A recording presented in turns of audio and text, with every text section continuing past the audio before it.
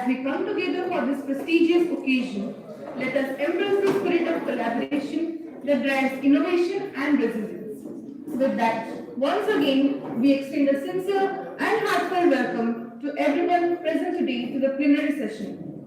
And to make this session an insightful one, I, Alapika Mishra of MCOM Part 1, and I, Sumalakshmi Farida of MCOM Part 2, would like to invite the delegates to a plenary session. Now, we have with us the experts from various fields of commerce who are going to shed light on various emerging issues. We have with us Dr. Rabindra Kumar Swai sir, Associate Professor and Head PG Department of Commerce, Utkal University, as moderator of the session. He will also share his insights from the domain of accounting. Also, we have Dr. Dukhabandhu Sahu sir, Professor and Head School of Humanities, Social Science and Management, IIT Bhubaneswar, Odisha, from the domain of Developmental Economics. Dr. Sashikant Tripathi sir from Department of Economics and Finance, University of Bahrain, in virtual mode from the domain of Finance. Dr. Ramesh Chandra Biswal sir, Founder and Chief Executive Officer, Villamart Private Limited, from the domain of Marketing and Entrepreneurship. It is a moment of extreme pleasure for us to invite the guests to the dais. Sir, please.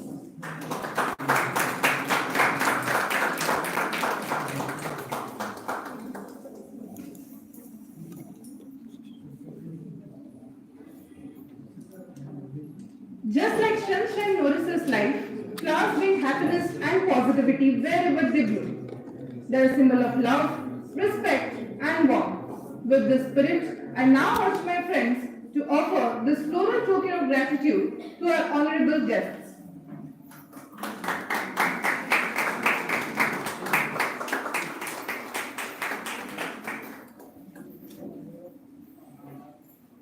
Thank you all. Now, I would like to invite the conference convener, Dr. Maheshwar Sethi sir, to welcome and introduce the experts. Sir, please.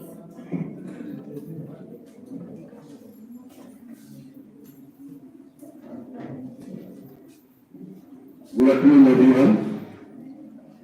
Respected panelists, delegates, research scholars, and dear students. I welcome you all to this panel discussion on the theme of the conference, that is innovation and business resilience.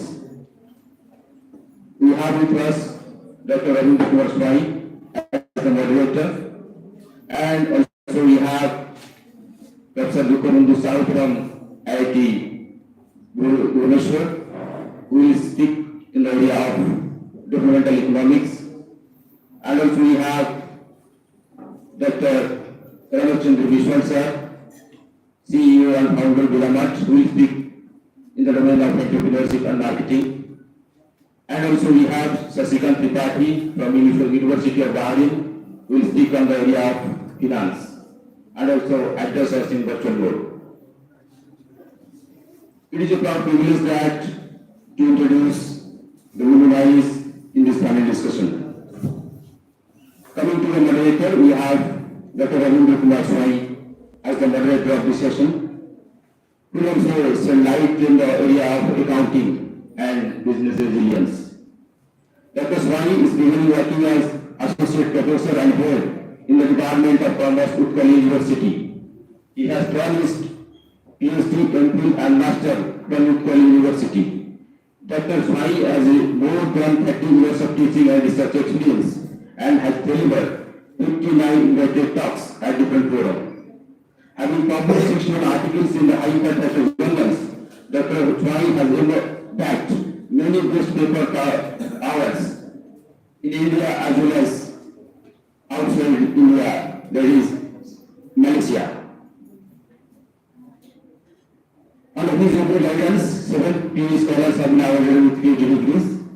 He is now acting as the Secretary of Indian Accounting Association Bhubaneswar branch. Apart from his academic activities, he is also now working as the OSD Finance and Deputy Registrar of Utkal University. So have a huge round of applause for Sir for gracing this occasion. We have Dr. Dukhabandhu Sahu from the area of Developmental Economics. Dr. Sahu is the head of School Humanities, Social Science and Management at Indian Institute of Technology, Bhubaneswar. Prior to this assignment, he was working at IIT Roorkee and Assam University. He has obtained his PhD in Economics from Institute for Social and Economic Change, Bangalore. He has expertise in the field of economics with more than 18 years of extensive research and teaching experience in open microeconomics, applied econometrics, industrial economics, environmental economics, developmental economics, and social sector economics. He has in-depth experience of estimation and forecasting through econometric models, quantitative and qualitative variables.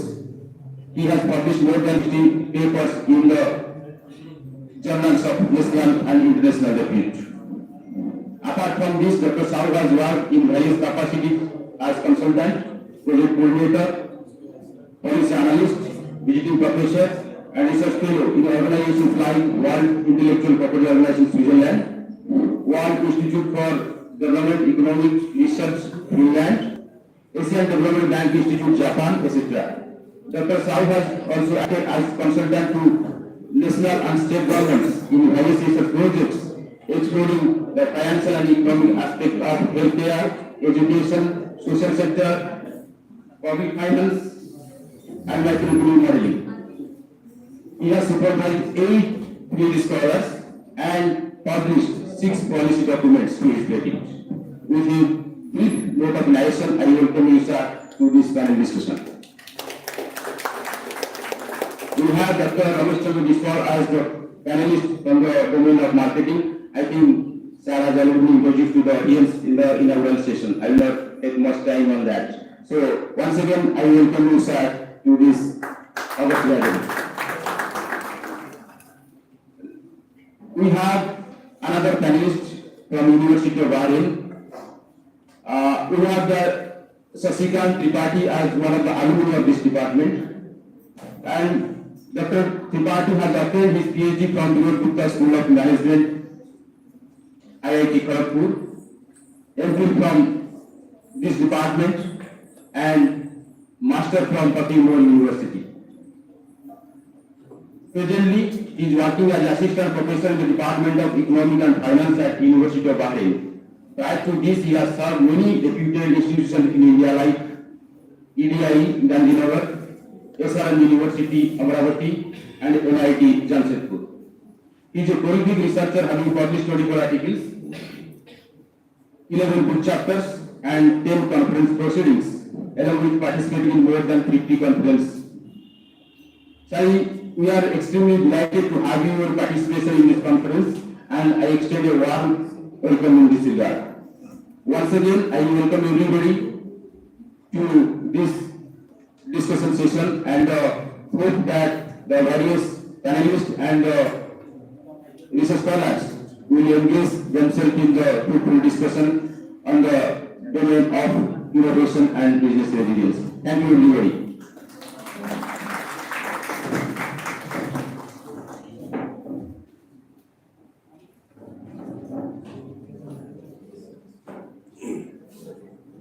Now, I would like to hand over the session to the moderator, Dr. Ravindra Kumar Swaisas, and you are also requested to navigate the session.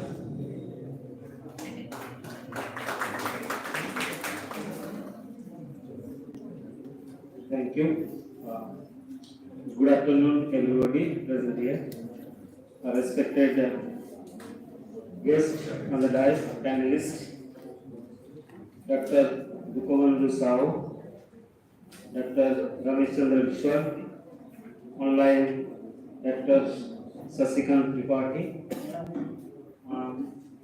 respected other delegates from different colleges, universities, research scholars, students of other universities, colleges, my students of Utkal University, students of Berhampur University, and other delegates present over here.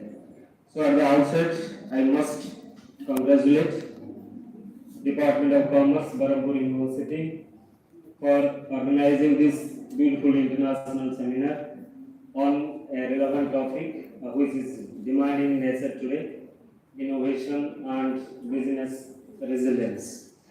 At the same time, I welcome all of you to this plenary session. I hope 4 people are here.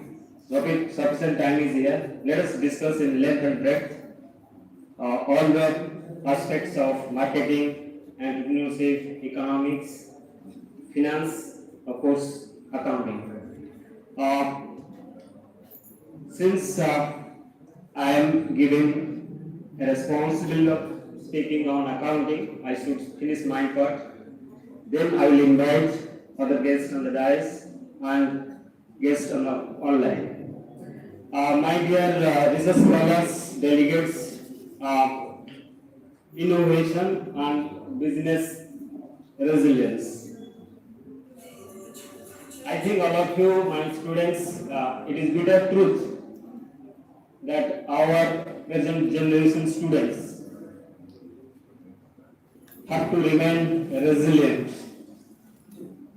Though you get certificates at the end of graduation or post-graduation, even PhD certificates. But yeah, in the inaugural session, Madam was telling 65% of population belongs to young group. Problem is there is no sufficient jobs in the market. If you see the population, number of graduates, postgraduates pass from the colleges and universities. Even if you pass with degrees, certificates, there is a problem.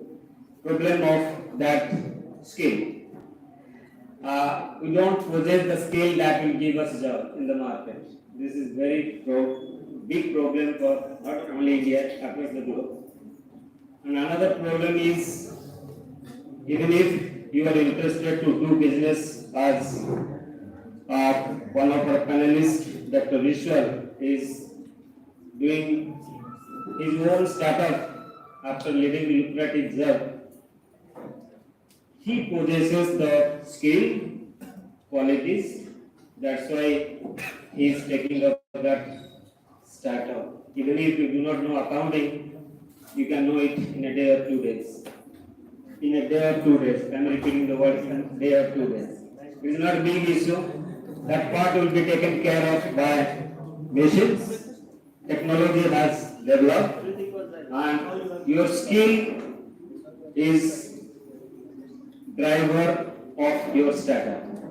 So that is the mantra of getting employed in today's business world or entire world. Our students particularly, they lack skills. That's why Ma'am Srinivasan is moving from university to university, college to have collaboration with universities to impact skill to the students. Innovation, I think it is not an option. You have to go for that.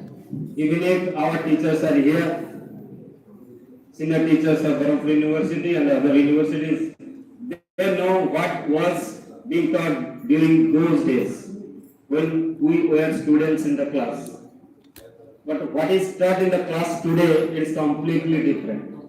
All subjects are technology based.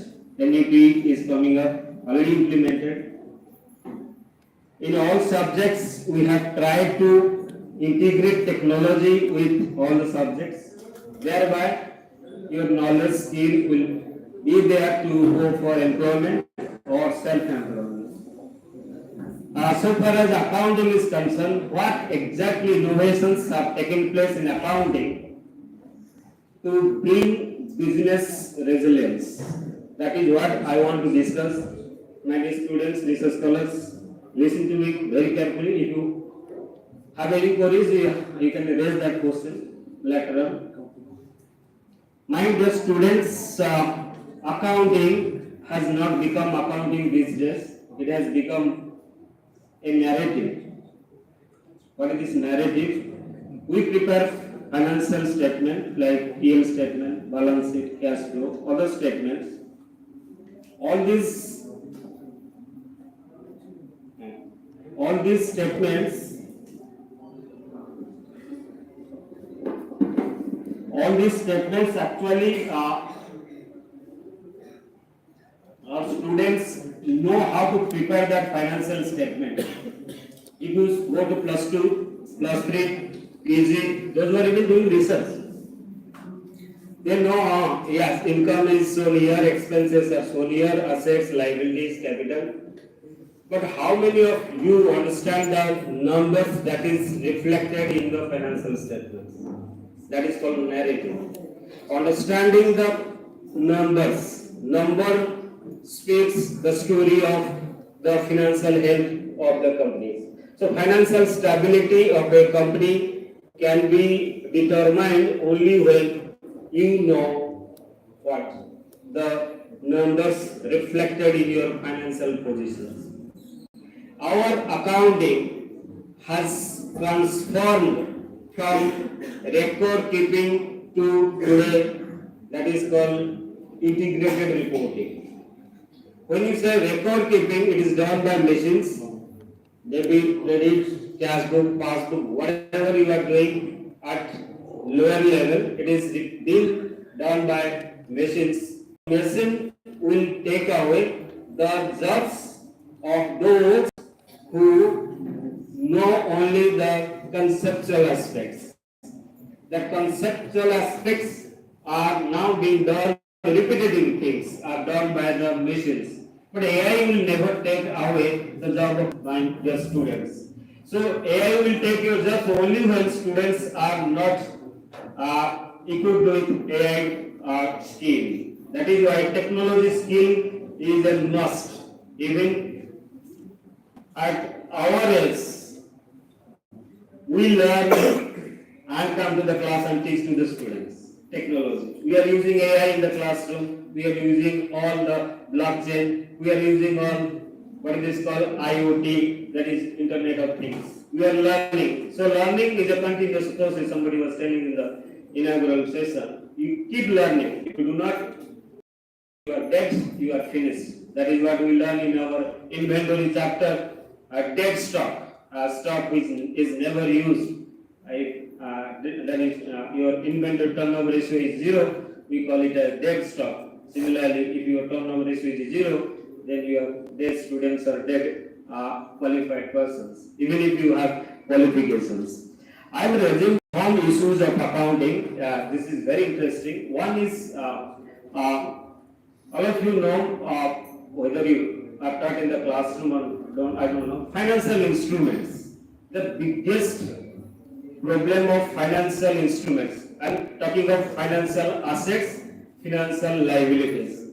When you invest in securities like debts, bonds, mutual funds, or shares, debenture, we call it financial assets. So vice versa is the case. If you raise finance by issuing debt, so that is also called financial liabilities. India's 109, how it is transformed, my dear students. India's 109, IFRS 9, deals with financial instruments. But we show financial instruments in the balance sheet. But financial instruments tells you lot of financial risk is there. If you invest in financial market, I think today you see financial market are going down. And people are losing lots of money, lakhs of crores of money. And business, if does not estimate what is the financial risk involved in that investment or liability, I think this is the biggest problem for every business. So financial risk has to be measured, and measurement is the key area of accounting. Accounting is not recording, accounting is measurement. If you measure your asset, liability, capital, income, expenses correctly, the risk involved in operation, involved in finance can be reduced. So that is why India's 109 or IFRS 9 tells you how to manage financial risk. I think financial risk management, if done by business, I think you are free from losing money. That financial risk, how it is to measure, it is clearly mentioned in your IFRS International Financial Reporting Standard 9. That 9 is being taught to our students to make them resilient in the era of uncertainties. Because we know what will happen in future, we do not know that. So when it happens, you can rectify those with the help of that IFRS or Index. So IFRS Index is a transformation from bookkeeping to reporting to meet the financial risk involved in your business. This is one aspect. Another aspect is 113. Whether I think my students might have knowledge about that. Of course, in Berhampur University students, of course, teachers maybe. 113 is fair value accounting. Interesting. Our financial statement, balance sheet, cash flow, PL statement records the historical aspect. Whenever it takes place, it is recorded in that financial statements. But after 10 years, same thing is reflected in the financial statement. After 20 years, same thing is reflected in the financial. We do not go for valuation. So that is why accounting is a post-mortem accounting. In our class 2, our teacher said, it is a post-mortem accounting. It is a historical accounting. It's never say the true value of the business. So at the time of merger and acquisition, I think all of you understand merger and acquisition. When Canara Bank took over that time, then when Boda and Idea the merged, Boda Idea came. Satyam was taken over as Tech Mahindra. When merger acquisition takes place, valuation is done for both companies. When valuation is done, valuation also creates goodwill. And goodwill is reflected in the balance sheet. If wrong valuation is done, wrong goodwill will be shown in the balance sheet.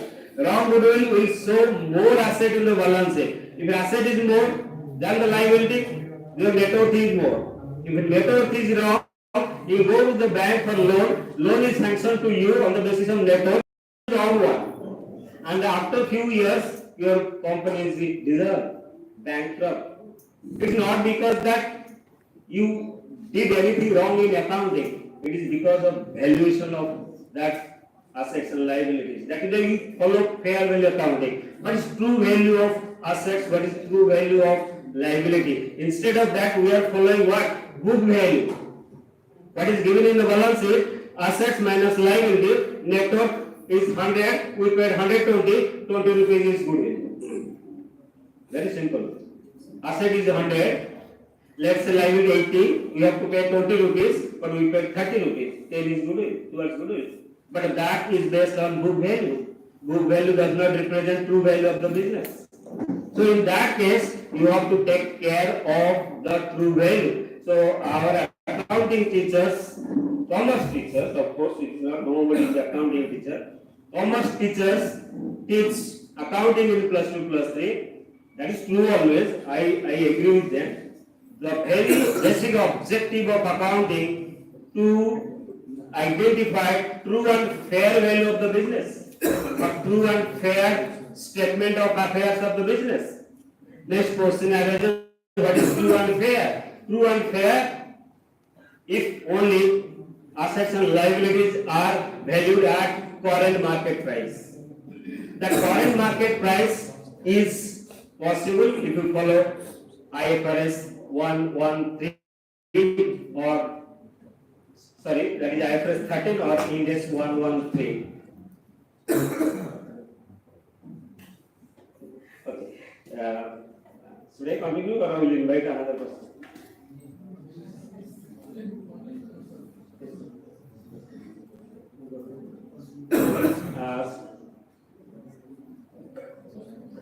Okay, fine. Online, somebody is working on online, but I'll speak 2-3 more issues, then I will invite. Yeah.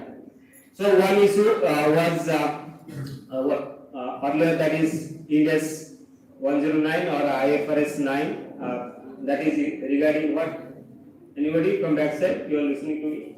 109 or IFRS 9. I was talking about what? Financial issue. Very good. Second one, 113 or 13, that is fair value. Another is 115 for you people. This is interesting area. Beautiful things. But accounting is boring only when you prepare financial statements. If you understand that, that is important. That is why I understand, then I tell them to prepare. That is 115. That is revenue recognition. Revenue is the significant element of accounting, of business. Business success or failure depends on the revenue. Sir, that is sale of goods and services. Unless you sell your goods, unless you receive on sale of goods and services, you cannot survive. Whatever skills you possess, it is useless. Absolutely bottom line is profit. Profit depends on sales. Sales is the top line. So top line has to be ensured to survive in the competitive, or you may say disruptive, you may say lot of VUCA world. So in the era of uncertainty, absolutely uncertainty, you do not know whether you will get job in future or not. That's why you are doing a lot of hard work and lot of study to ensure that yes, my job is there. Even if it is there, you may not get that. So in the scenario, revenue has to be recognized very correctly so that profit will be correct. Then how to recognize revenue? In our plus 2 plus 3, 1 line, 2 lines are given. When it is actual basis or cash basis? Sorry, students, research scholars. Revenue is recognized on the basis of contract you make with your customers. Because when you sell goods to the customers, we make a contract, we can make a contract. Agreement, we are selling and you have to pay the money, either on cash or on credit. And terms of conditions of contract will decide whether it is revenue or in future. That is why subterm case, Enron, WorldCom, whatever financial crisis or frauds have taken place in the last so many years, it is because of wrong recognition of revenue in the PL statement that led to corruption. You know, Raju, director of Subcom, surrender himself. I did fraud by showing more revenue. Actually, it is not revenue. But before that, nobody could identify that. That is the problem of accounting. Chartered accountant can make anything out of that. Sorry. So, accounting provisions tell us to manipulate things. But that is why our accounting standard has been transformed from rule-based to principle-based, that is IFRS. So IFRS is the little scope for manipulation. So you have to go by principles. You have to go by the not rules. Rules are rigid. Principles are flexible. I think if you are flexible, then in business resilience. So in the era of uncertainty, you can align, you can adapt, you can advance.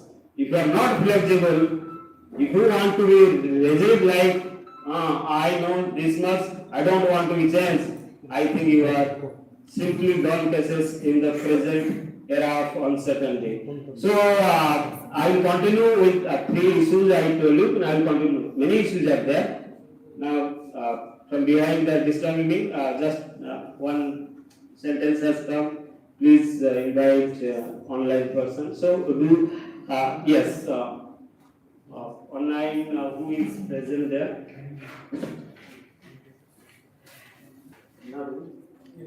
Okay. Now we have with us a person from Bahrain, that is Dr. Sasikant Tripathi, Assistant Professor from Department of Economics, and he will be speaking on finance. So, welcome to PG Department of Commerce. Dr. Tripathi, are you listening to me? Hello? You speak.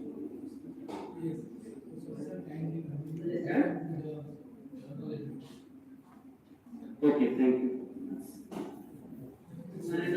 Respected dignitaries, colleagues, and lovely students. I would like to thank first of all the organizer and congratulate you. It was a grand event of this ICIPR, right?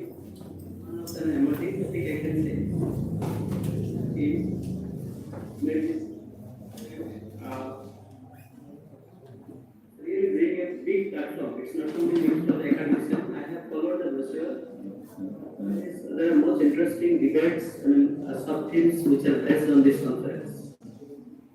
On my part, so as because we are talking about resilience, so that's why today I'll be sharing on my thoughts.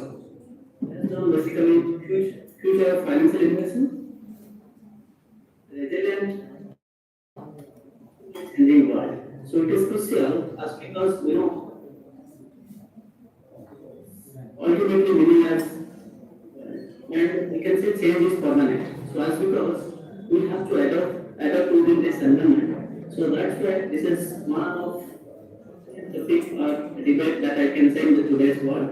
And I hope at the end of this session, particularly this conference, so we'll definitely learn about many more things and we'll come to the conclusion that how we can bring some solution to the business whereby they can find a good solution in this changing world. About business resilience, it basically talks about businesses to new environment. The business disruption and also takes care of its stakeholder, to its employee as well as and to its assets also. We talk about this especially whereby especially drives this business resilience. We will be covering mainly four aspects. First of all, I will talk about this fintech, the business resilience. I will talk about in depth of AI and digital payments in the financial stability. I will talk about some strategies that business usually adopt and disruption, mainly during the time of or global crisis, how business can this financial disruption.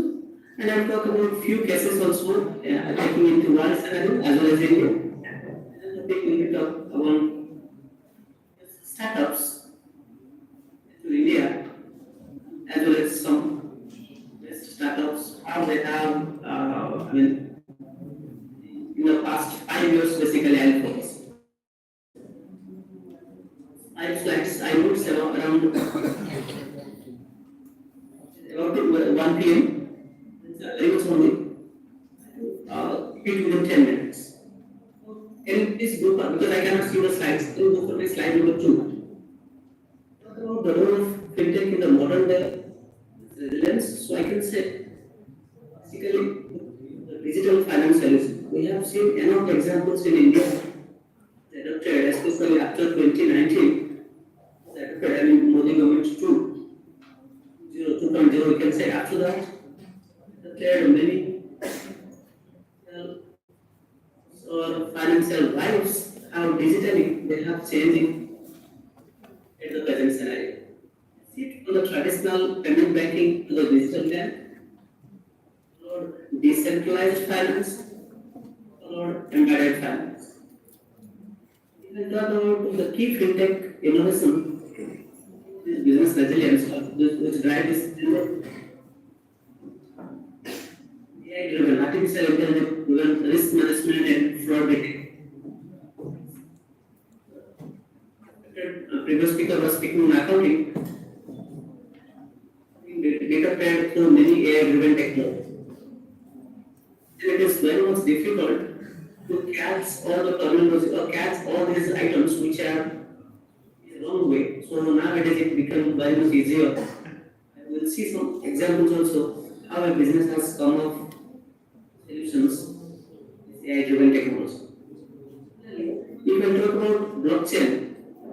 Basically, secure and transparent transaction. Blockchain basically is the data stored. Secure and transparent the transaction. Although I think blockchain, say for example, even our as also which are coming out to the public, but still it's secure and transaction. There are some alternative lending platforms and that started and some flexibility whereby business they are now free to fund this crowdfunding and financial flexibility. We'll talk about some real case studies. There are business which are basically firms which basically were during the crisis like recent example of COVID-19. Depression, you can say. We have seen in 2013 also somehow, and now probably the time to 25, it is almost 16%, 17% down. This is how business could survive. So you have seen, if you look at the 9% and 12% of losses, it's symbolizing that cases how all a business can survive. Similarly, successful fintech basically power the business and the resilient strategies. Business needs to adopt new strategies how to overcome this. Talk about the future trends. So I can say basically the 8 Lehman Brothers crisis, Federal Bank of America policies, similarly rising of central bank digital technologies, especially currencies, a lot in the modern day business. Impact of AI and automation of financial decision making also plays a vital role in financial innovation. In conclusion to this particular slide, I can say regulatory frameworks business resilience, which basically helps the business to fight against all these challenges. They cannot rise. So we are talking about in specific to this technology, blockchain, AI, and digital payments. So we have seen an example like Phoenix Banks. If you look at Phoenix Banks, there was a great changes which has happened over the time. It can take 5 years later, you can see the 21 and 22 almost big negative values. It was the very billion. Income, I mean, 1.423 was the $1 billion which was lost in 2021, and same also continues in 2021. But because of this technologies of this Phoenix Bank, so they have adapted to new tech, and that became converted into 606 million. So this is an example that how adoption of financial technology fight against this disruption, or how business resilience could be possible through financial innovations. So same also we can say an example of Nova Corporation. So in that case also there was fraudulent transaction, and disruption, and also outdated financial system, and which led to ultimately the bank was supposed to close down. But at that time, because of these solutions which were the company trusted on fintech solutions, innovations like blockchain, AI, digital payments, able to restore all the stability. And we have seen the result of 2024 last quarter. So Nova Corporation has they got a new life, we can say, and they have drastically changed. Talk about the third slide, which talks about some strategies, some financial strategies. These financial strategies, I can say, are mainly 5 points. So on that 5 points, I can say for the first point, when I talk about financial resilience, the difficulty of how could support this business resilience during the time of failure.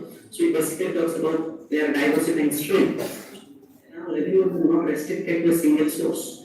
It is now depending on enough sources. If you check about any financial statements of any company, so whoever they are showing that operating, financing, and investing activities. I am looking at particularly in November 2024 to till date, you will find most of the companies almost operating incomes are almost negative. By investing in finance,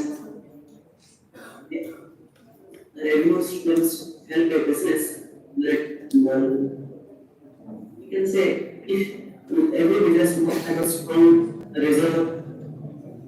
My colleague invests in, I asked him, should I invest in some property? He told the time he used to move it for an investment because we can see the downfall in the market, maintain a strong cash reserve. So that also same also for business during the kind of emergency, business could help their expenses during the economic downturn. The next part I can say the optimizing cost. Could optimize this cost, but but it doesn't do that by sacrificing its quality or without cutting its growth also. So that is also one of the important point. The business can strengthen its financial resilience. Similarly, I can say for the leveraging of financial technology, much as possible, business should use technology for forecasting. Although I know there are many drawbacks, error person is still there, but still helpful in financial forecasting. Similarly, business would adopt more digital payments and fintech services. So even in India, if we talk about so many names, my students, they know much better than me. There are many digital payments methods which have arisen, which have emerged in the day scenario. Similarly, there are hedging techniques also hedging against interest, hedging against commodity, or even hedging against cryptocurrencies as nowadays also emerge in this scenario. We can talk about, when we talk about, especially that also plays a vital role in financial resilience. Uh, Resilience also plays a vital role. Diverse, there is a need of suppliers always, which you learn from the basic of cost accounting. So nowadays, but that will really that the way that we alternative business have changed. Almost there we need to depend on. We need to enhance the customer relation also because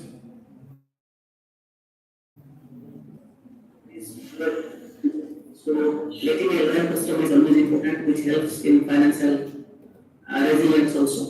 And finally, I can say the access to alternative funds also important. Nowadays, there are many risky funds which are available, starting from venture capital, starting from private equity, crowdfunding. There are many names are there whereby business basically alternative funding. And similarly, risk management strategy needs to be adopted by means of this technology-driven softwares. In the fifth slide, I have given his name emerged during this financial disruptions. I think which is nowadays known as depression. In the time of 2008, because Square is mainly a financial company, they revived during that time. So even if you look at valuation in the last 2024 quarter, which is exceeded even 50 billion.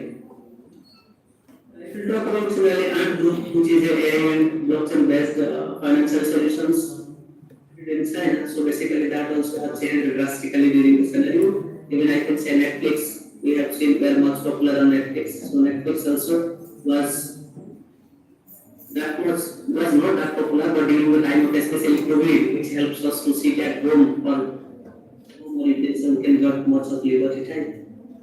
Much of time on this Netflix, so that's why Netflix the global leader streaming, I can say, which has value around more than 250 million at present. You can talk about Indian scenario like Paytm. There may be a question based on Paytm that it's, let's see, in the last 2024. I know that changed a lot. If you look at it, starts from scratch startup. A company.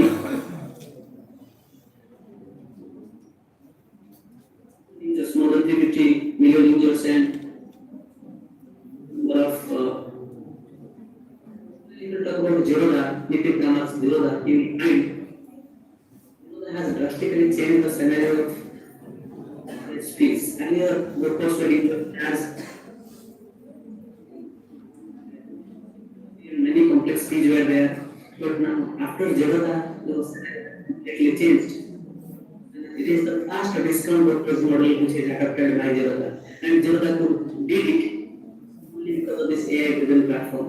You will get many facilities in Zerodha. Always we call it as KITE, KITE.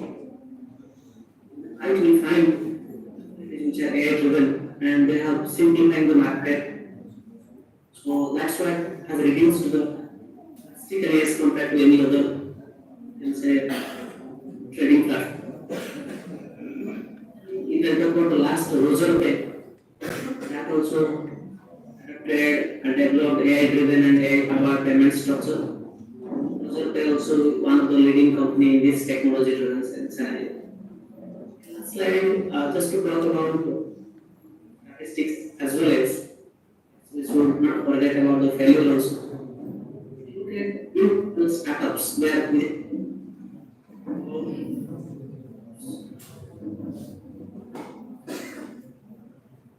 that startup say 2019 were around 11,000 or 11,500 something in total. I'm talking about 11 startups. And till 2023 it was around 120. That's it. How much time it had? They went more than 100 times within a year of 4 years. I mean,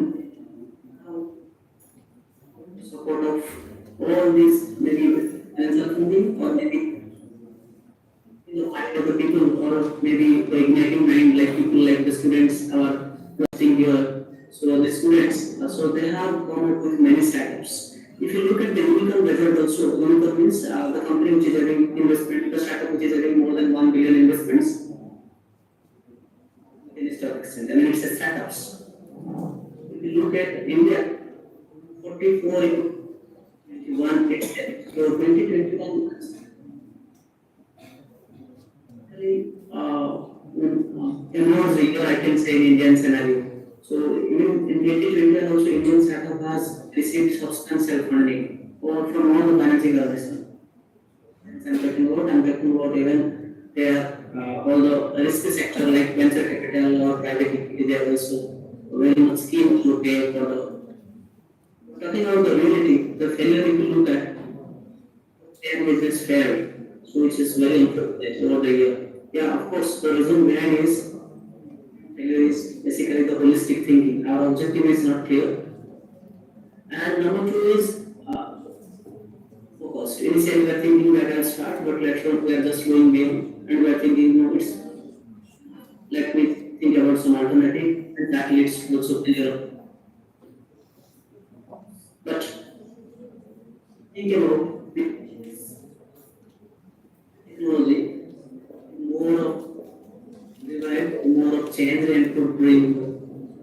That venture back farm also, they are also telling around, even though venture capitalists, those are supporting, still they are also telling around 70%. Of course, the fail rate is little low. But survival rate overall is very low, 1% startup usually is. But it is not demotivating, it should not demotivate us that we should not go for a startup. If you look at startups again has changed a lot.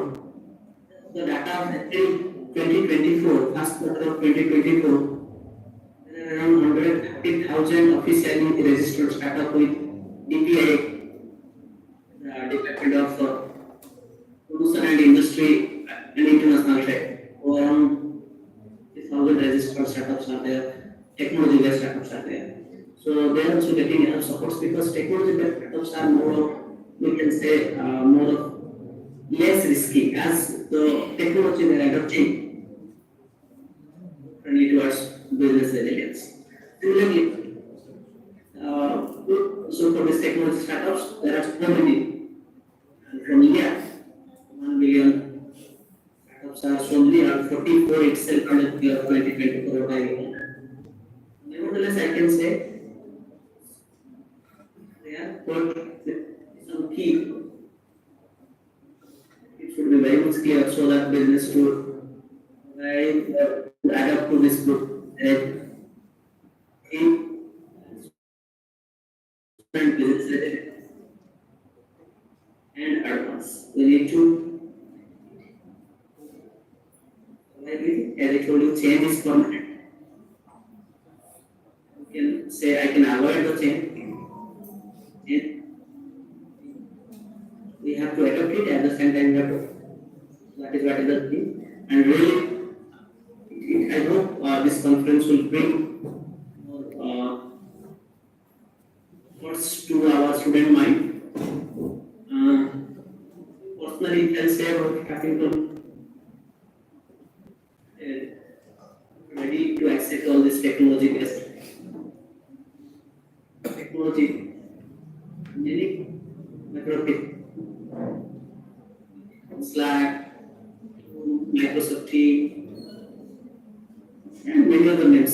because we are using that. Exactly because ingredients also was there earlier. All the new names, like any meeting, there are many apps which are also, I don't know who works better than me, so which are really technology based, and this basically brings a good platform where we learn so many things. So thank you all, it's all from my side. We can take the questions if you have. Thank you. Thank you, Dr. Sasikant Tripathi. He is joined online, and whatever I could hear from here, that financial activities in the business scenario, if done with the help of technology, that reduces human errors, that increases efficiency, that reduces frauds. So the advantage of technology has to be taken care of. Technology has to be leveraged. So startup generally these days mostly is related to technology. I think startups should not be related to technology only. If it is related to any other activities other than technology, so you can survive in the competitive business world. So thank you very much for joining from Aaron. Now I would like to request our next panelist, Dr. Developmental Sao, Professor and Head IIT Bhubaneswar, to share his insight and experience on developmental economics.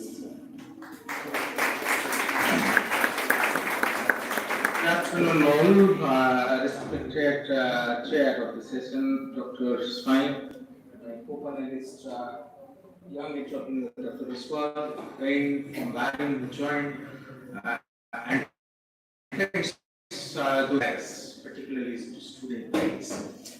See, how much time got?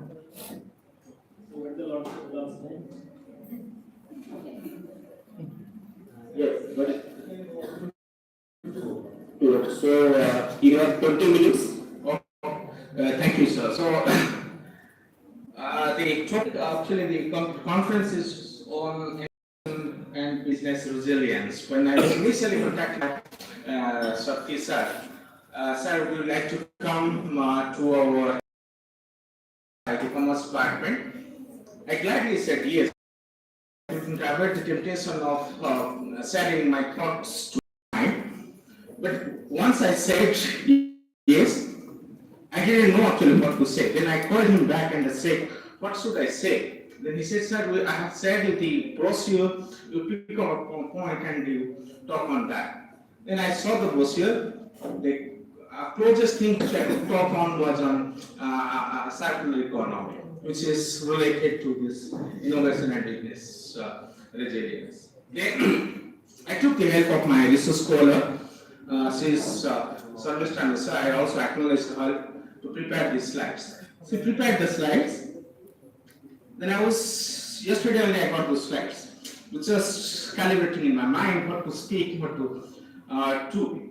But then after these sessions, formal sessions, inauguration session, then these sessions, I realigned myself, tried to adopt myself to this changing dynamics and situation, and thought of advancing on my own, rather than going to the slides which my student had prepared or the suggestion which I had received from Sakti.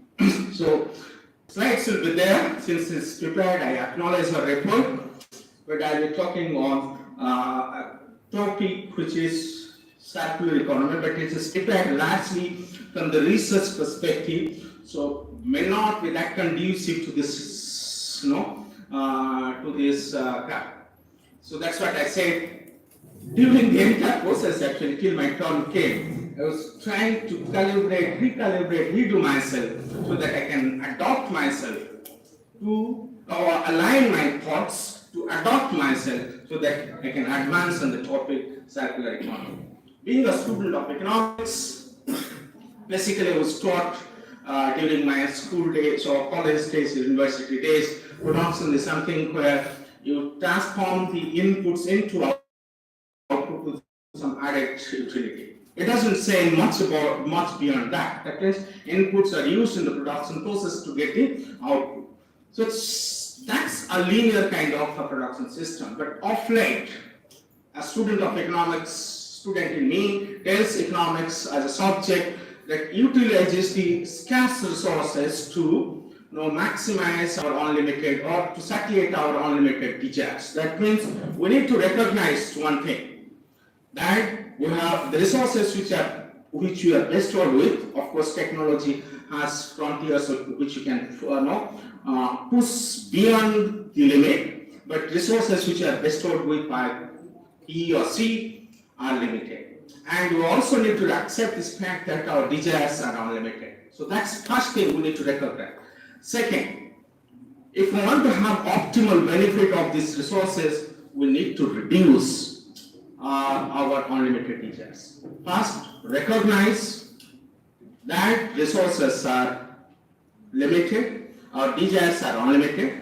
Second, reduce the use of these scarce resources and most on your unlimited desires. Third, if you have recognized this thing, or reduced this thing, then it's better you use and reuse the same resources so that you can achieve the ultimate objective of optimizing your maximum goods. So third objective should be in any economic environment is to reuse the resources. And the fourth one is recycle. If during the use and reuse you generated some waste, you ought to have that technology, you ought to have that knowledge to reuse it in the production process. So the traditional thought of a linear economy or linear production system where inputs are transformed into output with some added utility needs to be now rethought, relooked and recalibrated like this. That we need to recognize that resources are limited. We need to recognize that our wants are unlimited. We need to reduce this use of resources and thus reduce the our desire. But then we also need to reuse these resources. So for us, that makes an economy a circular economy. Recognize, because unless and until you recognize that there is a mistake, there is a problem, there is an issue, you can never do anything beyond that. You will never do actually anything beyond that. So recognize, reduce, reuse, and recycle. That's what actually the content or concept of circularity or circular economy or the changing world where you can bring in innovation and have resilience, because you need to also recognize that, because I may not be able to speak much on vertical business, but then what is innovation, for that matter, whether it's economics or business, because I teach also partly business to my students. What is this? I said circularity in the production and what is business? Business is, to me, of course, most of my friends sitting here, or almost all except me sitting here, are the first bearer of business. Business is, to me, is to create time and place utility.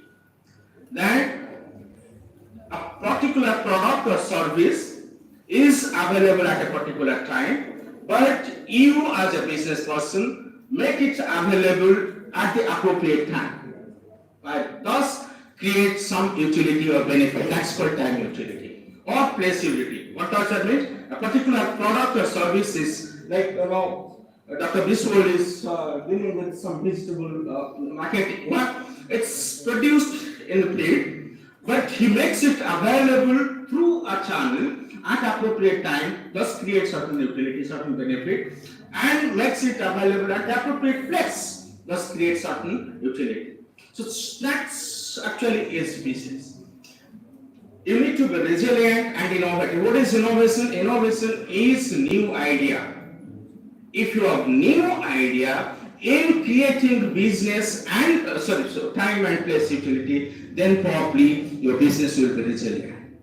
And what me as a student of economics actually I would like to say that production which creates physical utility. Let's say you have some something. Let's say you have cocoa. From cocoa you produce chocolate. Chocolate has some added utility. But that chocolate is produced at a plant, you bring it to the market, to the appropriate place at the appropriate time, that creates utility. So all these three utility, physical utility, or time utility and place utility needs to be integrated together to make your business more resilient and innovative. So it's not circular economy, because the changing economic environment has this stressing points or stressing message to the system that the economic structures are changing, the desires or this demand structure is changing, and that's why you need to innovate every time to keep pace with the changing economic environment. So that's what, and the days has come where you need to bank on circularity or circular economy to make the economic sustainable. And we're trying to identify, actually in this world, what are the major barriers which overridden or which restricts particularly the small and medium scale enterprises in the developing world to use the circular practices or practices of circularity or circular production system. There have been a lot of work, actually. I'll tell you, this concept actually came to me when I was giving a talk in Europe. And you know what is the largest producer of tomato in Europe? APS company, probably he as the entrepreneur might know it. APS company. They were producing cement or something. But then there was some waste.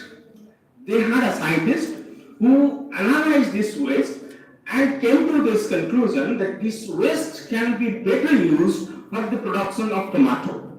Then they invited a tomato producing company, please come down, take our waste and use this to produce tomato. But the tomato producing company didn't listen to them. But then they tried to adopt themselves, realigned their production system and economic activities, and started producing tomato. And now they're the largest exporter, not only the producers, exporter of tomato from UK. So that's what actually, what I found when that story was narrated to us in that conference, what I found that you need to have the skill to identify where are opportunities. Of course, I don't know from where he got this idea that there will be, COVID and my business will flourish in future. Probably that's a 1 in a million case he can miss thing. But then there is a structured way to identify what are the opportunities available to us, and that can only be done through knowledge and skill. This innovation actually is probably on a 1 in a million case you may get something which hits, but if you have knowledge and skill, that can make you resilient. That can make you your innovations resilient. We wanted to find out what are the barriers, because most of the developed countries of the West are using this circularity practices in their production system, but unfortunately in the developing world we are lagging behind. That's why we wanted to find out. We did a study. I'm not getting into the details of the studies, and we have identified some 16 barriers. Of course, in developing countries like ours, the major barriers is finance. पैसा तो खुदा नहीं, कसम खुदा की खुदा से कम भी नहीं. Business करो, जो भी करो, at the end of the day you become money. No, idea बहुत खा सकता है, but to convert that idea into reality, a business model or business practice, will become fun. So, what actually the major barrier which you have identified? For the small and medium scale enterprises in India, those are not able to practice this circular practices, which is the call of the day for the sustainability of the economy, sustainability of the civilization. If I may extrapolate it to that extent. First barrier was, first barrier was the finance, infrastructure, financial. But what I understood is the lack of skill or lack of multidisciplinary or interdisciplinary skill. We live in a silo, Sir is given a chamber in Utkal University. He'll be sitting in his chamber with his closed door, having a cup of coffee or tea, having his own research team. Actually, I don't know, but probably a genetical engineer like that. Probably, शायद मेरा idea चुरा लेगा कोई.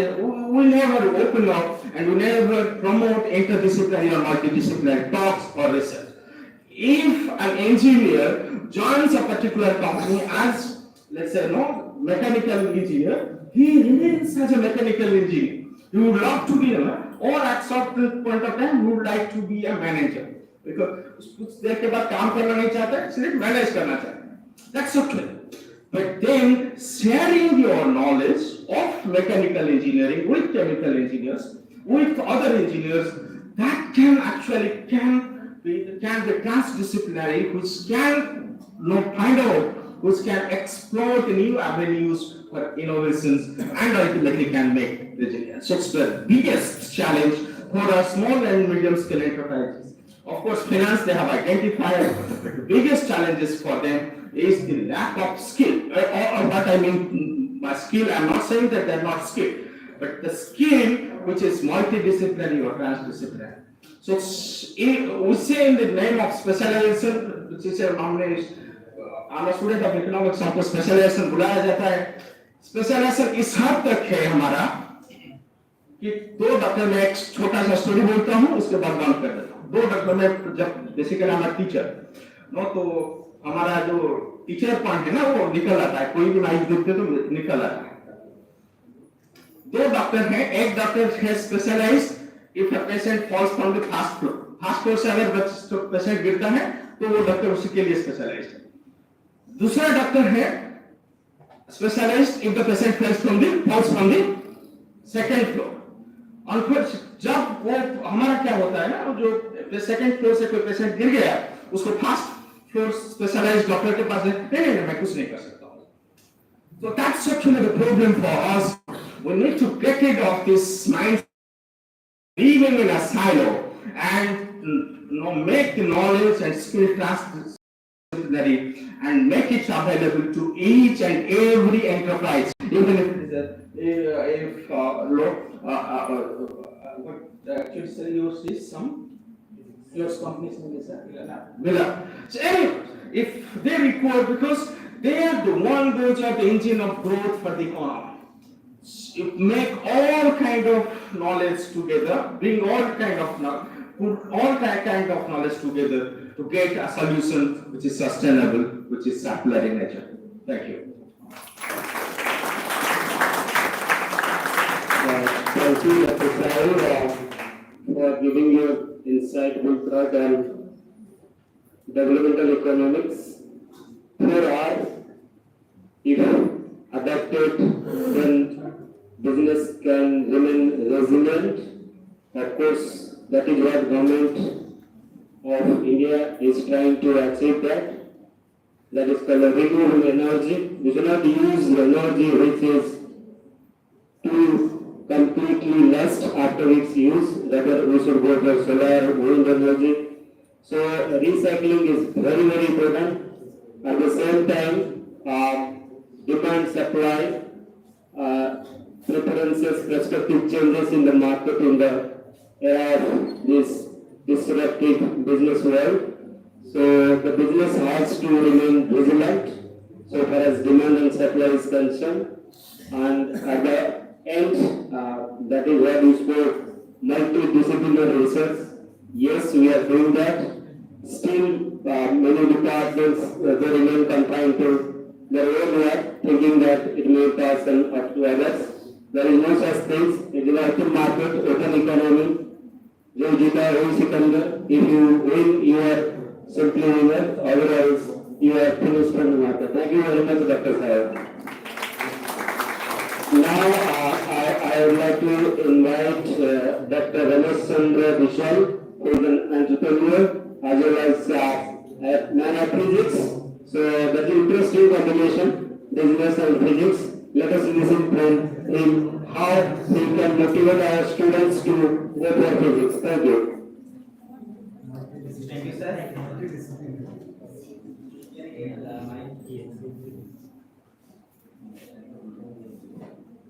So, good afternoon, everyone.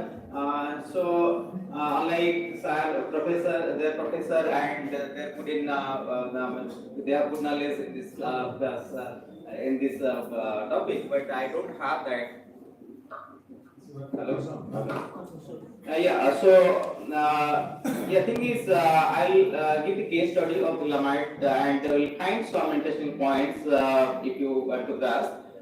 Thing is, one question, whether problem is important or solution is important in a business. Anyone answer that? The problem is important or solution or anything else? Problem or solution? Sure? Yeah, rightly said, problem is important. So thing is, while I was working in the USA and I was in a different field, and the problem I find here, the technological innovation for farmers. And we thought we will introduce some technologies in this sector so that farmers will get benefit. While we do this market study, then we realize that this market problem is the market problem. Marketing is the biggest problem. Even if we are providing some technologies to the farmer, and it will not help them if marketing is the issue. And then I realized that the hat model is there in villages. You know, hat or mandi, and that hat that was there in those days. So that was the economic zone of that villages. So the interesting part of this hat was people were going to, the farmer was going to sell the products, and at the same time while he's coming.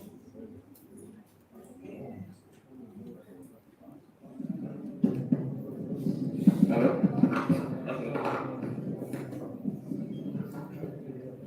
So while he was going to sell the product, and while coming back to his home, he was also buying the products. And hat was a kind of sustainable model, that's our told, the circular economy. So it was at the end of the hat, it means everything is neither customer is there, nor seller is there, no waste is there, everything is complete. And after 4-5 days or as per this schedule, again it will everything will be reunited. So that was very interesting thing. Then I realized that if we can do such kind of art, but in an organized way, with adding some technologies, then it will help the, for us it might help the people. And we thought of a mobile hut instead of static hut. We thought of a mobile hut, and then we designed a shop, vehicle like a shop, and it was roaming in the villages to sell the products and to buy the products as well. It's same as hut. And we have done this piloting whether this model will be acceptable or not. And it was 7th of November 2016. We have started, and on first day we have sold around 4,500 like that, and it's only vegetable. So kind of from scientist, I become a vegetable seller. So but next day demonetization happened, नोटबंदी. तो सब मतलब हमारा भी tension हो गया, भाई क्या करें, नोटबंदी हो गया अभी, तो हमारा बिजनेस स्टार्ट हो रहा है बट नोटबंदी हो गया, क्या करें, कैसे करें क्या.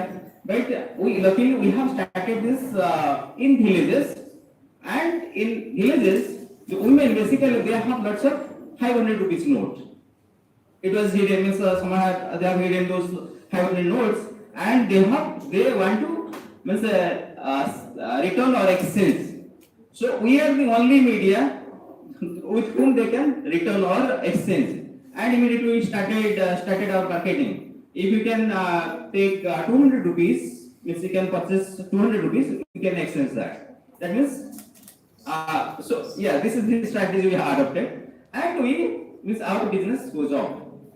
So that means the problem was there that demonetization happened, but we made means, instead of thinking it as a problem, we find this might be the opportunity, and luckily we were in the villages, and that's why our business goes on. And same thing happened during COVID.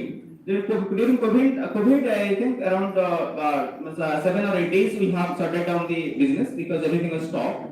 But then we have applied to district administrative that we can operate it, just allow us. And the lady was there, the collector, and she permitted whole state you are allowed to do your business, and they have ordered a sanction letter also.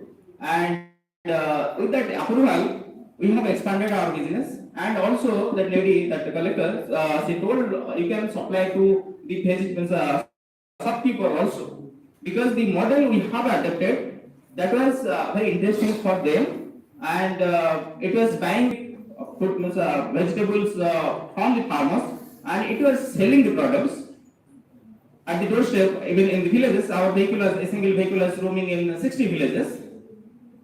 And because of that, during this COVID time, not only India, Odisha government, but also Tamil Nadu government and Andhra Pradesh government, some other places also, they have initiated this mobile outlet model and sold the vegetables of the farmers. Because for that, our story was published in your story.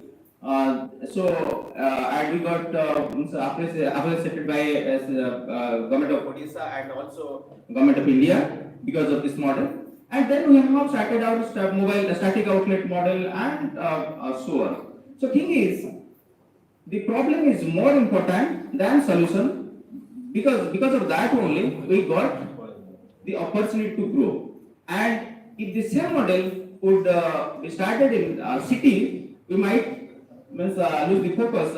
So we can't grow that. But the time, and also the timing, because sometimes also some people tell that we have started this online business back in 1995 and it was not running. Obviously it will not run because nobody was using this mobile phone or smartphone. So the timing is also important when we are starting that, and who is the customer, whether they have that accessibility or not. And similarly, recently we have tied up with Instamart, Swiggy, and they have started their food this vegetable and fruits delivery in Bhubaneswar. And we are the only company who can do this packaging, sorting, grading, and we have all these machineries as well. So that's why we have tied up with them, and now in Pan India, Developmental is the only their vendor who is giving highest number of orders in Pan India because of the facilities we have created 4-5 years back. So this is the thing. Then we are coming to, suppose you can discuss on its innovation. So innovation, what is the innovation here? We are selling the vegetable, but what is the innovation here? We have started this piloting with the mobile outlet model. We want to reach to the doorstep of these customers. We want to give them or provide them fresh vegetables, organic vegetable or chemical-free vegetable. Nowadays, if you see in the market, lots of chemicals are there. And the consumers are actually, they need some chemical-free vegetable. But in the market, who is the faithful seller? We don't know who is adding what, who is kind of chemical. But in Developmental, we are ensuring that from which place it is sourcing, all the sourcing, traceability, all these things we are working on, so that one can know that what is the sourcing point of this vegetable. And we have developed some cleaning facilities as well. That ozone cleaning facility we have developed, where if we can clean that, it will remove the surface chemicals and all. Then again, this vegetable is highly risky business because the perishability is there, highly perishable, and that's why the risk is more. And in India, the wastage is around 45%. And if you see, if you can discuss with these vegetable vendors, they will say that it is not profitable because lots of waste is there. At the end of the day, whatever they have the leftover, they don't know whether they have to supply to the hotel or they have to take back to their home to cook those things. So those are the risky point. So that's why we have started doing some research on that, whether we need cold storage or cool storage is good enough. Then we realized that that physics then came to give a solution here.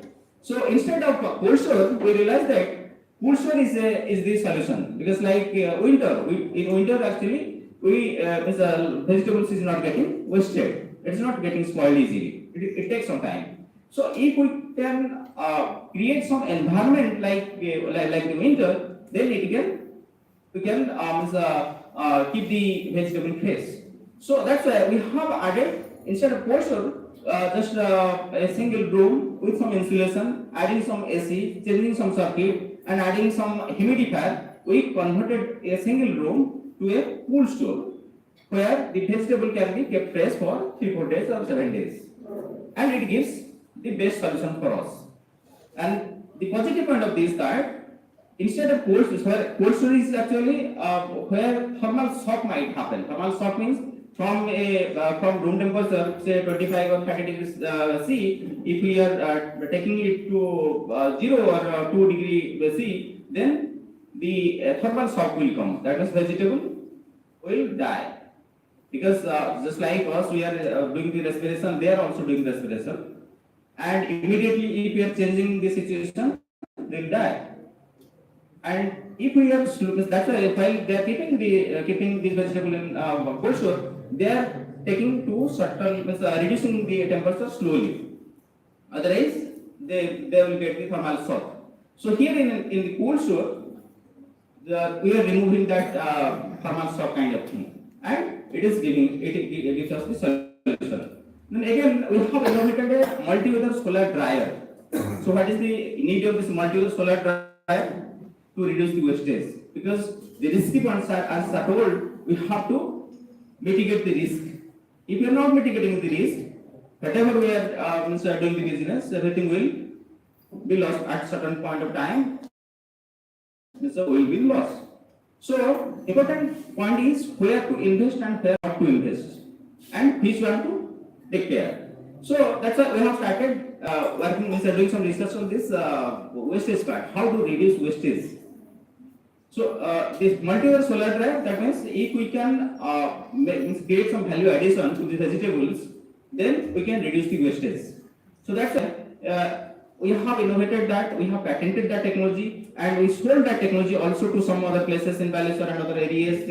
So we have sold that machine where people are using to dry the products and create some value-added products. Say, suppose that methi is dried methi leaf or dried this curry pata, even coriander leaf, or even potato chips, and lots of things you can make with using this solar dryer. And recently we are also working to install this machine in Berhampur to make dry ginger. So these are the technologies or innovation we should implement in the business. This means I am giving the case study of Developmental so that you can correlate. So what are the in vegetable selling where we are adding the innovation, because everyone is a roadside vegetable vendor, they are also selling and we are selling, but how we are different from them. And finally, we are converting this model to a franchise-based model. That means that will not only solve the problem of the farmers, not only the problem of the consumers, but also the middleman or the vegetable seller, because they are also facing lots of problems. They are where to buy these products, what is the quality, and what should be the pricing, and at the end of the day, what they do with this leftover. So lots of challenges are there. But we have developed a franchise model of doing this vegetable, so that they will be a partner to us. That means we will provide the socket graded and good quality vegetable to them, And we also provide them the technology where they can keep the vegetable fresh. That's why we have started innovated a smart rack for them, and also IoT-based solution, and also billing system, and we can provide them the price guidance at what price they can sell so that they can get the profit. And at the end of the day, we can take buyback those leftover also, so that the risk will be minimized. And for month they can get a calculated profit. So with this already recently we have tied up with the Ormas government of Odisha to do this thing, this outlet, and recently we have launched a outlet also. So thing is, we are not thinking to grow our business in one way. Instead, we are trying to connect all the stakeholders, how this model will be helpful to these farmers, to these consumers, and also these middlemen who are also doing the same kind of business. And as I told, the circular economy, that is very important thing. So because that will lead to the sustainability. And if you are not focusing on this circular economy, sustainability, then the business timing will be limited. And that's why we can't, in our case, we can't do value addition in each of these vegetables. Still some products will be damaged or loss will be there. So to convert that thing, we have added smart vermicomposting thing. That means suppose a tomato is spoiled, then what to do? If you are throwing it throwing outside, it will pollute your environment. Can we do something for that? So that's why we have started vermicomposting part. So that we can again sell that waste with some value addition. And also, we have recently suggested this Instamart Swiggy, that because they have some packaging criteria, and so vegetables also getting packed in polythene, and that is somehow we are not comfortable with. But as a partner, we are supplying to them as per their guideline, but we are again polluting. So that's why we told them we can collaborate with them, and we'll buy back those polythene bags and we'll reuse those. And as of now, we have not got the solution from them, but if they are interested to do that or not. But we have made the solutions, so that we have tied up with another startup who are doing some value addition to this LDP or polythene, and then again the environment pollution will be reduced. So this is the concept of circular economy, where the waste or the pollution that we are making, that also be removed, is minimized, so that we can create a circular economy. So this is the case study of Villamite. For more information, or if you want to know more, you can reach out to me. You can visit villamite.in, and also you can write to me. Ramesh@villamite.in if anyone is interested for this internship or for any further collaboration. Thank you so much. Thank you, Dr. Vishal. I believe you are PhD holder under IIT Kharagpur. You took a risk of starting your own business. The way you explain the model you are in, or you are going to adapt, or in the process of adapting the model for your business, is always evolving. It never is constant. It will change with changing time. Yes, identifying problem is the biggest opportunity for any business to be successful. If you could identify the problem, solutions are always available. At the same time, you mentioned also how to reduce wastage. There is a risk involved in that wastage of food materials. So risk not only in your starting business, in the process of business, you find there is three places. So identifying the risk and developing strategy to mitigate the risk, that is the job of an entrepreneur. My dear students, even if he is a man of physics, he could take of a business as his profession. I think commerce students should learn from his business life so far as he has gone through, so that you should not run after your job, rather you should start up your own business, so that unemployment for commerce students can go down, because commerce students we have business. We know everything, but at the same time we take the help of arts and science students. I think our business can be more sustainable. Thank you very much, Dr. Deshra.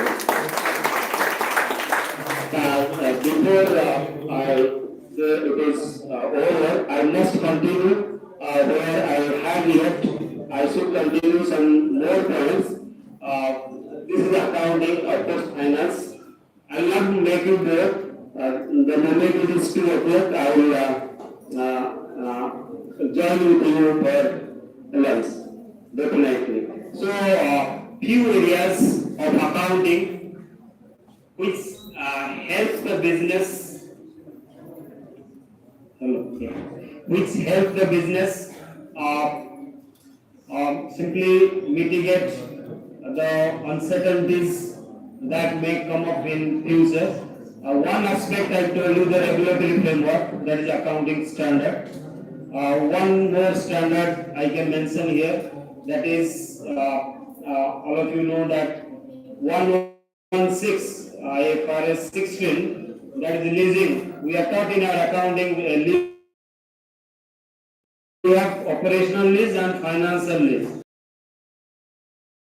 In some way it is revenue item, in another way it is capital item. So sometimes it goes to the balance sheet, sometimes it goes to PL statement. But the India's 116 or IFRS 16 categorically has mentioned there is no distinction between operational lease and financial lease so far as accounting is concerned.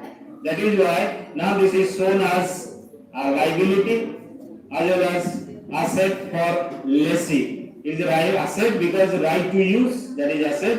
It is liability because you have to pay for that. So that is why your calculation of profit loss and calculation of financial position will be correct regulations. And another aspect of accounting that is already discussed in the inaugural session as well as here, ESG.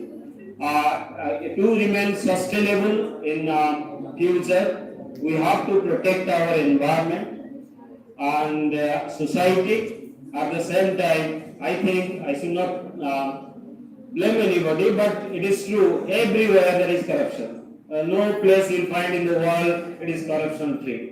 Corruption because of lack of governance. When you say governance, it is about how we manage, how we take decision at the top.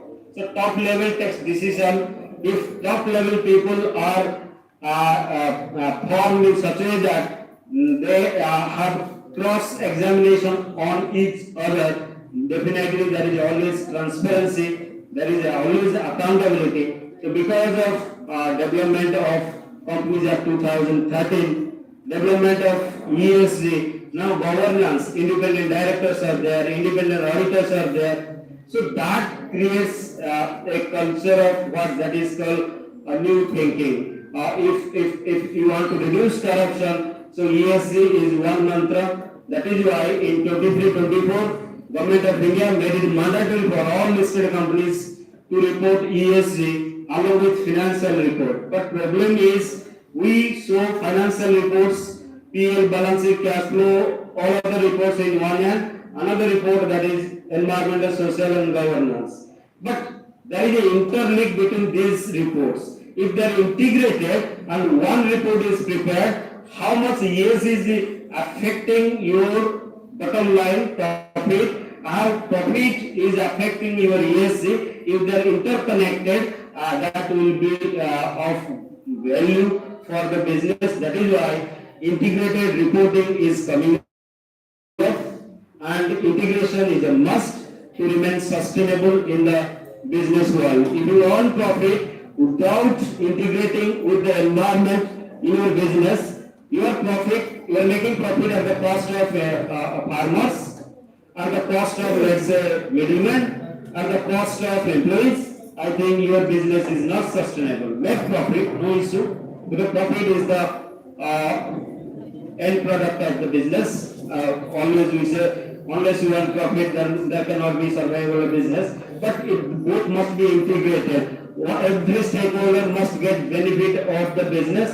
Then only profit can be maximized. So that is why we are teaching and we have been taught also. Wealth maximization is better than profit maximization. So wealth maximization means satisfying the need of each stakeholder of the business so that profit will come automatically. This is about ESG. Another area where accounting helps business to be resilient. That is, all of us know that we are ignoring that subject in our commerce, cost and management accounting.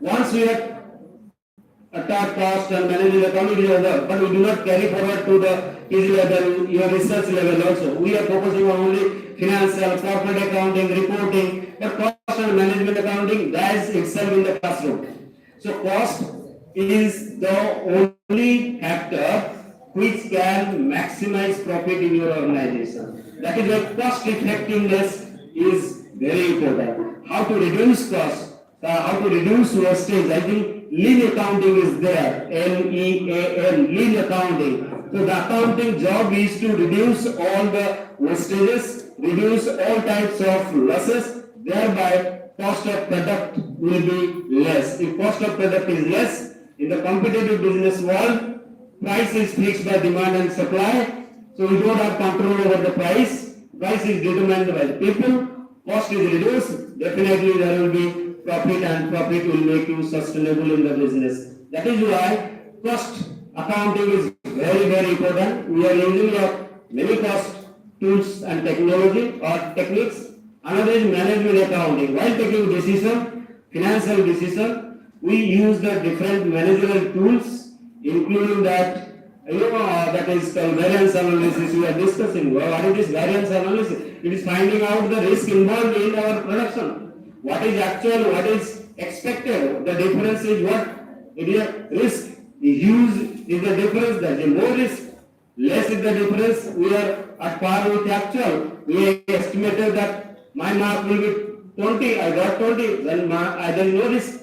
If I am expecting 80 marks, I am getting 60. There is a huge difference, 20. So there is always risk. So that balance is also used to calculate risk in our business. And you can use your statistical tools and techniques to know how much risk is involved in your business by using managerial accounting. This is another aspect. Two more aspects are there. One is taxation system. Again, how taxation system helps the business in reducing its losses, at the same time making the business resilient in future.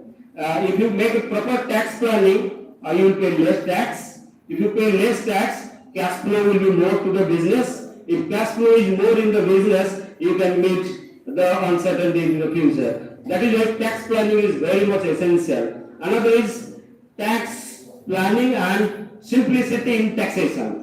If you see our tax book, whether direct tax or indirect tax, now we call it GST. Lot of regulations are there, lot of provisions are there, lot of formalities are there, lot of words which is difficult to understand.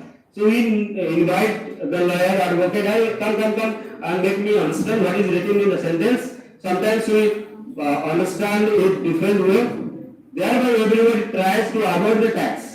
To avoid tax. So tax avoidance and tax evasion is not in our blood. It is because of the complexity in that language. If you understand, yes, I earn 100 rupees, I am paying 20% tax. That's all. But if you pay 20% tax, if this is that, this is that, this is that, so many conditions are there. Understanding conditions, then it is very difficult. That is why tax simplicity, Government of India has replaced indirect tax, GST. Some indirect taxes are still there, and direct tax code is coming up. So direct tax will be simplified. So simplification of our regulation will make our business resilient.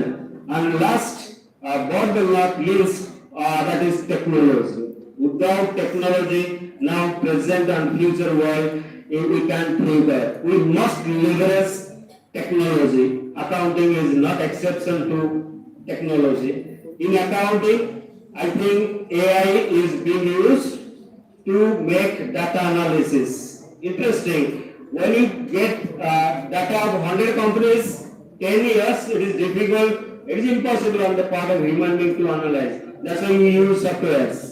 Accounting SPSS, eViews, Python, so many softwares are available. And that technology if you use, then you can analyze your data, and data analysis will give you informed decision making, and informed decision making will help you to get the correct decision, and correct decision will make your business sustainable. Failure or success of any business you find depends on how correctly you are taking decision.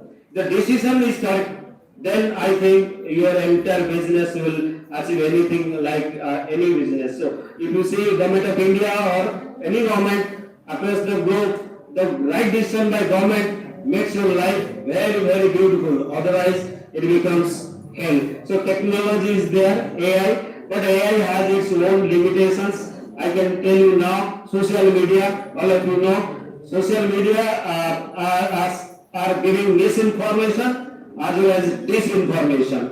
When you say misinformation, information is not correct, but intention is not there, whether illegal or illegal. But disinformation is absolute intention to informations are flooding in social media. Be careful full of bad information.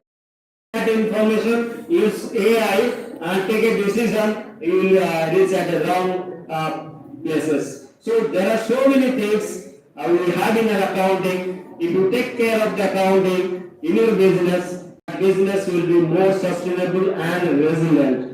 So thank you very much all the panelists who have given their insight and experience on the different aspects. I'd like to thank Dr.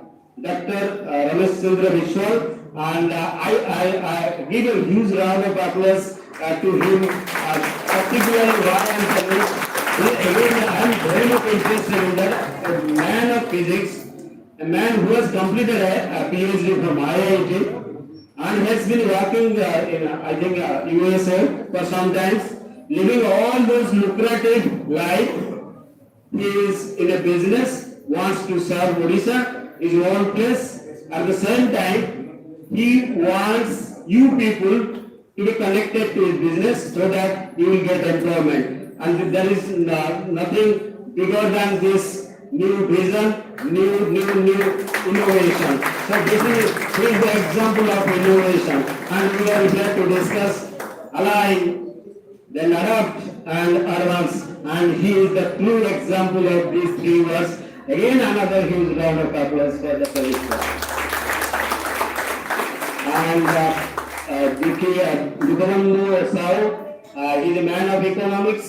He knows how to use scarce resources to maximize our unlimited human wants. Definitely, without economics, we can't live in the world. Economics is the key. How to use scarce. Again, on the very first day, when you go to the classroom, economics teacher comes, what is economics? So a lot of definitions are taught to us. Finally, if you understood, yes, we have limited resources, we have to use it. Yes. Any place you go, that is the key to success. So your resources, physical resources or non-physical resources. I think non-physical resources are more important than physical resources. Whether intelligence is more important than the land, building, plant, machinery. What is research is telling that. I think that in the intellectual technology, definitely it is a non-physical resources. We have those resources limited. I think human resources we are ignoring. ES is taking care of that. That is society. And we are the most important resources. And that is why human resources must be taken care of, even if it is not measured in terms of money. So thank you, Dr. Sao, for giving your insight. Dr. Shasikan Tripathi, who was on live, and he gave his insight on how technology can be used in finance. Of course, finance with technology always helps business to achieve efficiency and error-free business transactions. So, if you see 2009, particularly Satyam case, after that, Satyam 9,000 crores fraud was there. After that, such type of big fraud has not come up neither in India nor in any other places because of emergence of technology. So technology definitely has much advantages, more advantages rather than its disadvantages. So let us take the leverage. Thank you, Dr. Tripathi, for enlightening us. I must thank all the invited guests, of course, our chairpersons of different sessions, speakers,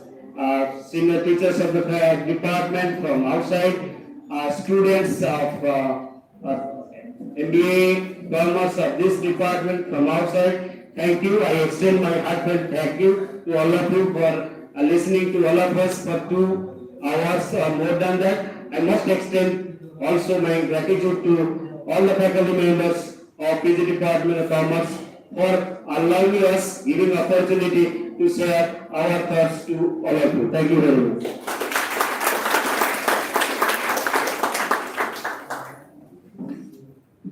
This is also innovation, arts, commerce, and science. All these three are there in this course. Yeah. Thank you so much, sir. Now, I would like to request Dr. Chandrika Prasad Das, sir, to conduct the felicitation ceremony. Sir, please.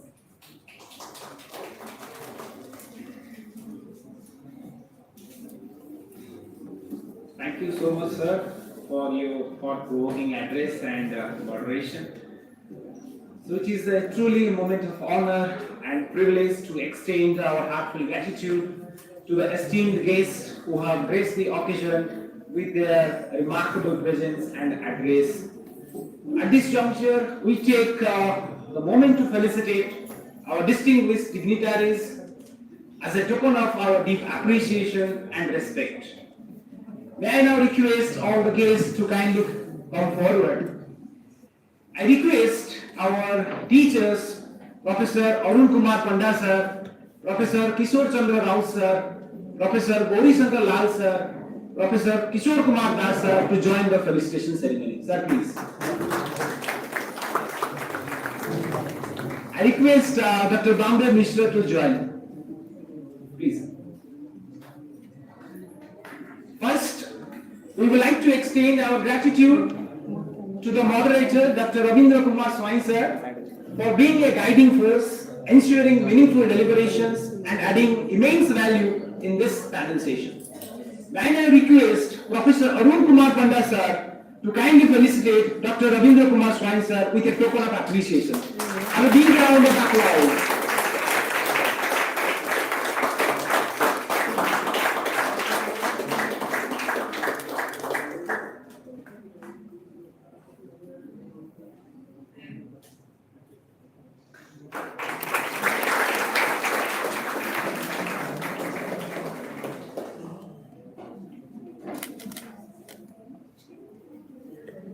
Next, we extend our gratitude to our esteemed panelist, Dr. Dukhabandhu Sahu sir, for his invaluable perspectives and thought-provoking insights. May I now request Professor Kishore Chandra Rao sir to honor Dr. Dukhabandhu Sahu sir with a token of appreciation. Sir, please. Have a big round of applause.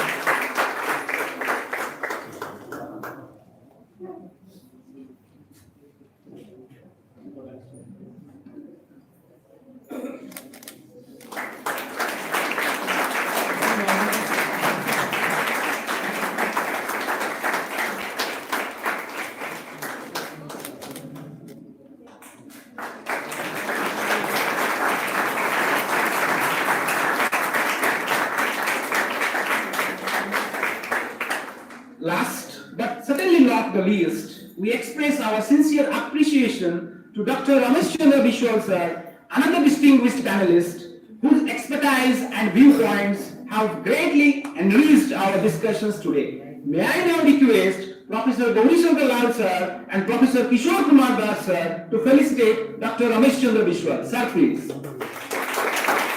Have a big round of applause, please.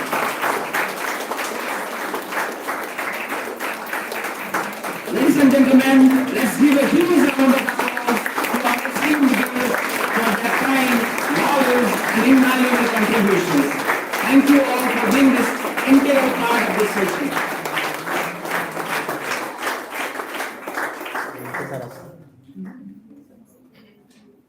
Thank you, sir.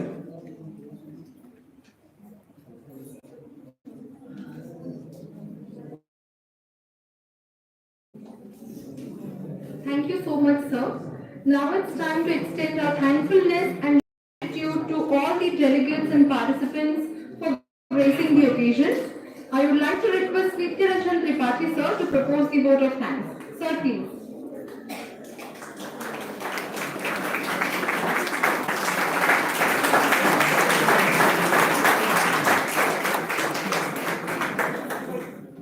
Good afternoon.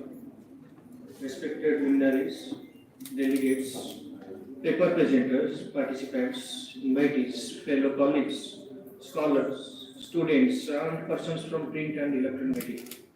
As we come to the conclusion of this enriching plenary session, it is my privilege and honor to extend the vote of thanks on behalf of the Commerce family in Berhampur University. First and foremost, I would like to express my sincere gratitude to our esteemed moderator, Dr. Rabindra Kumar Swami. Sir, your expert moderation has steered today's discussion with clarity and depth, ensuring that every perspective was thoughtfully explored. Your guidance has truly enriched the session, and we are deeply grateful for your time and insights. Thank you, sir. I express my sincere appreciation to Dr. Dukkhabandhu Sahu, sir. Your profound insights and thought-provoking perspectives have added immense value to today's discussion. Your expertise in developmental economics has provided us with a deeper understanding, and we are truly grateful for your time and effort. Thank you, sir.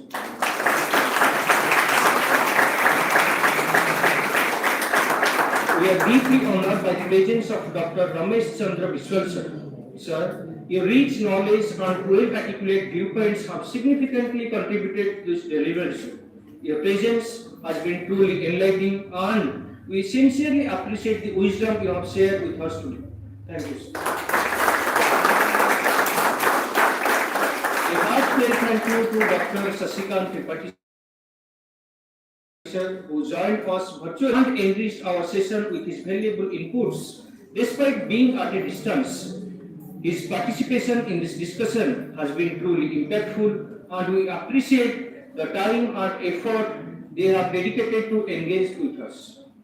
I would like to thank Professor Arun Kumar Panda, Professor Kishore Chandra Rao, Professor Gauri Shankar Rao, Professor Kishore Kumar Das for the time, support, and participation.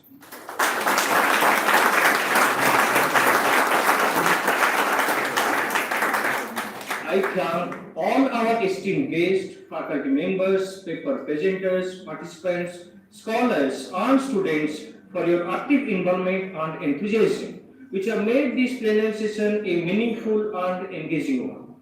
Once again, my sincere gratitude to all our panelists and our moderator for sharing their expertise, to the organizers for their seamless coordination, and to the audience for their keen participation. With that, I extend my heartfelt thanks and conclude this session on a note of aspiration and inspiration. Thank you.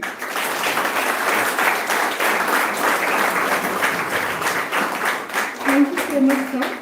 There is an important announcement for everyone. Our registration counter is still open. Those who have not yet registered, they can go and do so. And after lunch, the technical sessions will be conducted in 3 classrooms. Classroom number 1, there will be conduction of on topic of accounting theme. And in classroom number 2, we will be having finance and developmental economics. And HR and marketing will be conducted here in the conference hall. And everybody are requested to submit their PPTs in the registration counter itself. And with this session concluded, we now invite our esteemed guests, and participants to join us for lunch. Please proceed to the dining area and enjoy your meal. Thank you.